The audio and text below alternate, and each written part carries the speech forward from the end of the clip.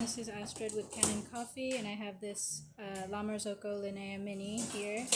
I just did a 12-month preventative maintenance on the machine. That includes typical tune-up, which would be the replacement of the screen and the gasket for the group heads, and descaling the machine, deep cleaning, back flushing. But on top of that, it also includes replacing the safety valve, the vacuum release valve, and then here is the expansion valve, which I also adjusted.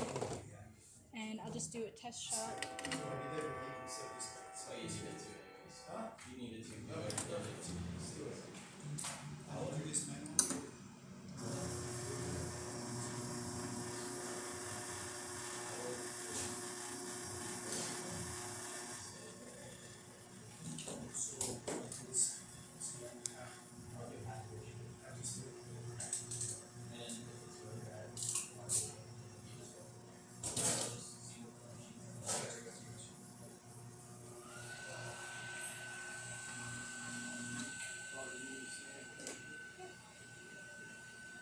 That's what it looks like. And we've got hot water here,